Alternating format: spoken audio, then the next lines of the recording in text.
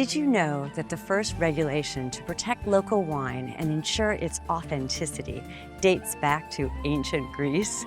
Greece is home to a remarkable array of certified, authentic wines, ensuring they are crafted in specific areas with traditional methods.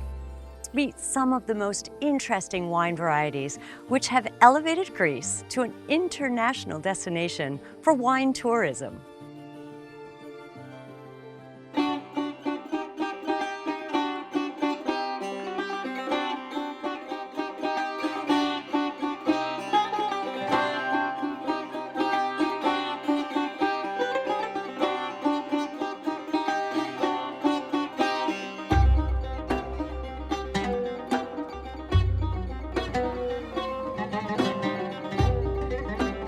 Βρισκόμαστε στη μαγευτική Σάμο, ένα πανέμορφο νησί του Ανατολικού Αιγαίου με συναρπαστικές εναλλαγές της φύσης και σπουδαία ιστορία.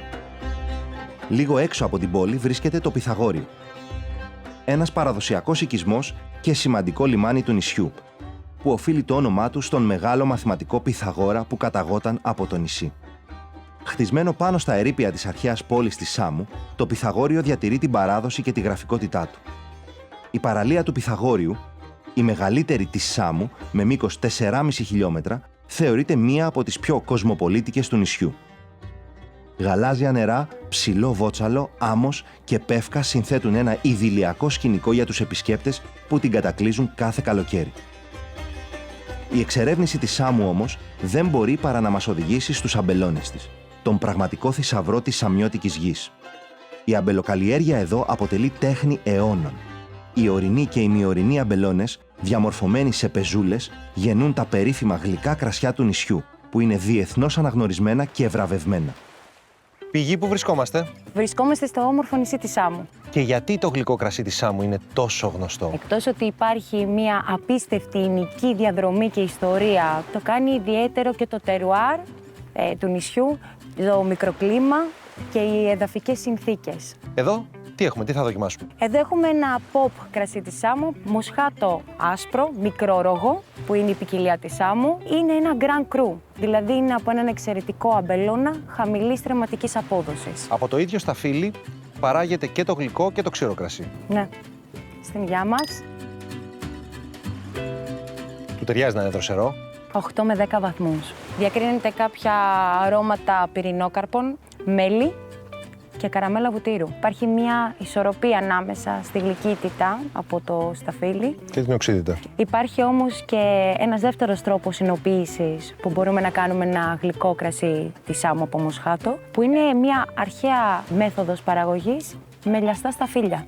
Και έτσι έχουμε έναν ίνο φυσικός γλυκό. Τι σημαίνει φυσικός γλυκός ίνος? Φυσικός με όμικρον σημαίνει ότι έχουμε έναν ίνο από υπερόρημα σταφύλια, όμως κατά τη διάρκεια της ινοποίησης κάνουμε προσθήκη αλκοόλης για να σταματήσει η διαδικασία, και ένας φυσικός με ωμέγα γλυκής ίνος είναι από σταφύλια τα οποία, ας πούμε, έχουν λιαστεί. Δεν έχουμε προσθήκη αλκοόλης. Ναι. Να δοκιμάσουμε και φυσικός με ωμέγα. Βεβαίως. Και εδώ έχουμε ένα γλυκό pop κρασί Σάμου. Ποιες διαφορές? Πρώτα απ' όλα έχουμε ένα νεαρό, φρέσκο γλυκό κρασί Σάμου. Ωραία. Και αυτό που είναι πιο σκούρο είναι πάλι από άσπρο μικρόρογο μοσχάτο, απλά είναι παλαιωμένο. Έχει πέρασει βαρέλι. Ναι.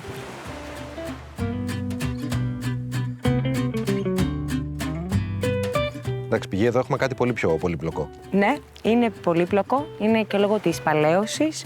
Έχουμε τελείως διαφορετικά αρώματα. Εδώ είναι πολύ πιο έντονο το μέλι για μένα. Έχουμε πολύ έντονο καφέ, Καφές. σοκολάτα. Θα βρείτε ίσως λίγο καπνό, ταμπάκο και βανίλα. Και εδώ όμως έχουμε μια ισορροπία στη γλύκα και στην οξύτητα. Πολύ σωστά. Μαγικό.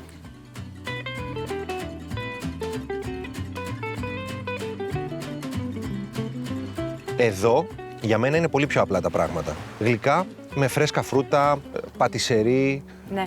καρύδες και σε αλμυρά λευκές σάλτσες, μπεσαμέλ, γάλα, κρέμα. Λιπαρότητα. Εδώ πέρα νομίζω θέλεις κάτι πολύ πιο έντονο, γλυκό ξινά πιάτα. Και επίσης σε γλυκά μπορούμε Καρυδόπιτα, δυνατά γλυκά. και μαύρη σοκολάτα. Μαύρη σοκολάτα, ναι. Πηγή, ευχαριστούμε. Μείνετε μαζί μας και ανακαλύψτε τον επόμενο προορισμό μας.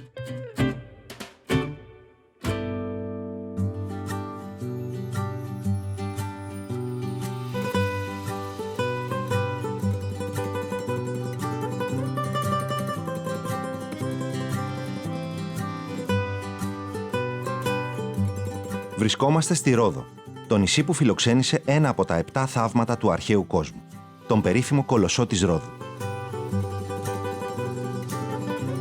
Σήμερα, στη θέση του, στην είσοδο του παλιού λιμανιού, δεσπόζουν οι στήλοι με τα χάλκινα ελάφια, χαρακτηριστικά σύμβολα του νησιού.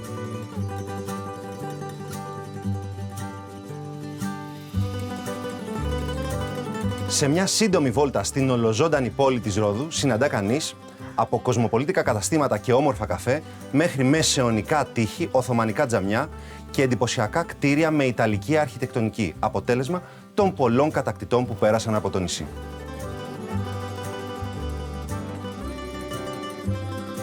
Σε αυτή την πολυδιάστατη εμπειρία προστίθενται και οι γαστρονομικοί θησαυροί της Ρόδου.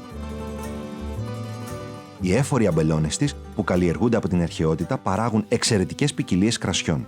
Ανάμεσά τους ξεχωρίζουν οι Αφρόδης ίνοι προστατευόμενης ονομασίας προέλευσης Ρόδου.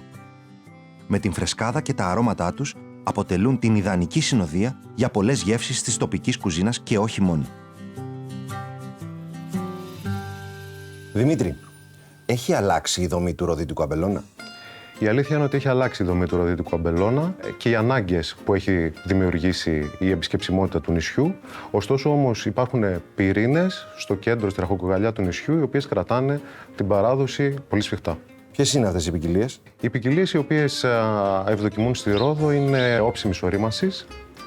Θα μιλήσουμε για όλες τις αιγαιοπελαγίτικες και για αυτές που προτιμάνε συνθήκες θερμές και άνυδρες κατά την περίοδο του καλοκαιριού. Τι θα δοκιμάσουμε? Θα δοκιμάσουμε σίγουρα το σήμα κατατεθέν της Ρόδου, το οποίο είναι το αθήρι, το οποίο συμμετέχει και στα διάσημα pop κρασιά λευκά της Ρόδου. Η ποικιλία είναι αρκετά χαρισματική, πολυδύναμη, μπορεί να παράξει κρασιά από ήρεμα έως αφρόδη, διαφόρων τύπων ξηρότητες και μπορεί να ταιριάξει σε πάρα πολλές περιστάσεις και σχεδόν σε όλα τα προφίλ των καταναλωτών. Πάει με όλα. Και αντέχει όπως και ο χαρακτήρας του νησιού. Δεν θα μπορούσε να συμβαίνει διαφορετικά.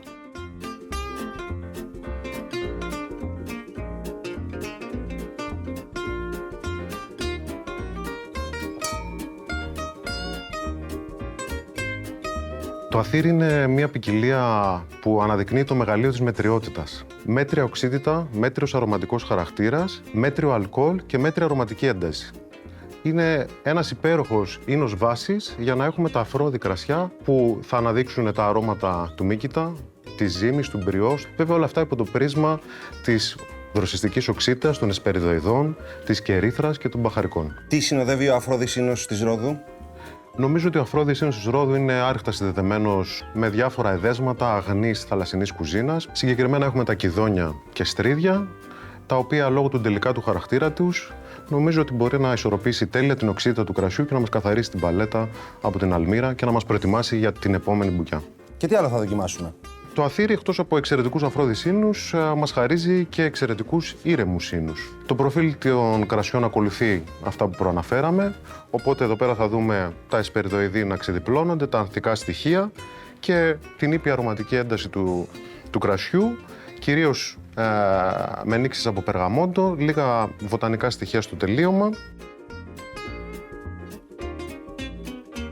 Λοιπόν, Δημήτρη, εδώ έχουμε τα περίφημα Γιαπράκια.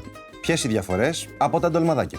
Τα γιαπράκια είναι το πολύ χαρακτηριστικό ρεκτικό της Ρόδου. Σίγουρα μια πολύ μεγάλη διαφορά σε σχέση με τα υπόλοιπα είναι το επιμελές δίπλωμα που γίνεται είτε στα αμπελόφυλλα είτε στα κυκλαμιλόφυλλα και ανάλογα το χωριό θα δούμε διαφορετικές ύλες να χρησιμοποιούνται, αρνίσιες παραλλαγές, ακόμα και παραλλαγές με λαχανικά. Αυτά είναι εξαιρετικά πάντως. Υγεία. Χαρά μας να σας φιλοξενήσουμε στο νησί μας.